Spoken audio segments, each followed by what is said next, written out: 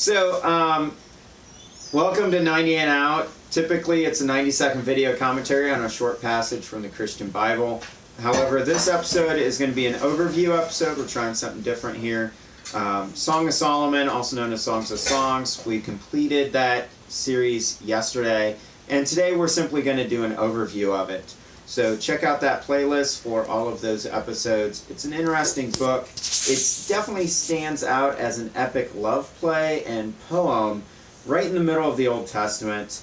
But it's an odd entry by most people's standards. If you just simply look at it, there are key characters, main characters in this play is a Shulamite woman who is suntanned from working in a vineyard all day. She's not really treated well by her family and looked down upon. And then her beloved, it doesn't give us the name of the beloved, just the beloved. She catches his eye and he catches hers, and then all kinds of drama ensue. Her family ends the book by saying she is flat-chested and insulting her and pretty jealous. Solomon wants her as one of his harem, and she turns down the king. You'll probably hear the young teenagers laughing because it is kind of a funny book. But there's a lot of interesting comments in here. She refers to the love she has for her beloved as intoxicating, like being drunk on good wine. He refers to her as being able to pasture his flock. There's quite a bit of symbolism going on. Little lambs, says she's a mare. She's beautiful. Her cheeks are ornamented, fine jewelry. It's pretty insightful passage, and some people relate it to Christ and the church, but this play definitely predates Jesus of Nazareth by quite a bit, and I take it as a literal telling of love between a husband and wife. They grow old together. The end of chapter 1, it says that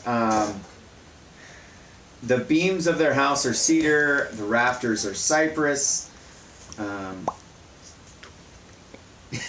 It is pretty cool. If you want to blush and you want to see something that's heavily influenced by sex and reproduction, Song of Solomon is definitely where it's at. The descriptions of both of these people are pretty blush-worthy. It's definitely not rated G. If this was a movie, it would definitely be a rated R movie. So it'd definitely be a rated R movie from front to back, start to finish. She tells him many times that she wants to make babies with him, and it's pretty blunt. So if you think the Bible is just this rated G kind of happy-go-lucky roses and wonderful things, it's not. It deals with everyday things. At one point in time, her husband gets mugged in the play, straight up mugged, and she goes to police. They got nothing to say. What do you want us to do, lady? Get out of here. I think that's in chapter 4, chapter 5. She ends up finding him. He's all beat up. So it's a pretty cool thing. There is a running theme, though. My sister, my spouse is an ongoing title. That is an ancient title. It dates all the way back to the Egyptians. And it refers to his wife. Not his sister. It's not incestuous. It simply refers to his wife. It's an endearing title for a husband to give his wife. So that's interesting there. There's others like the Rose of Sharon, Cedars of Lebanon, cultural references. leaping as gazelles and does in the field. If you're not familiar with the Middle East and its landscape and some of the wild animals there, these may be an issue for you. But given context, you should be able to figure it out, what they're referring to. My beloved is like a gazelle or a young stag. 5 minutes. Look, he is standing behind our wall, gazing through the window, looking through the lattice. Now, you probably don't need to know what a gazelle is or a stag to figure out that she's calling him a stud.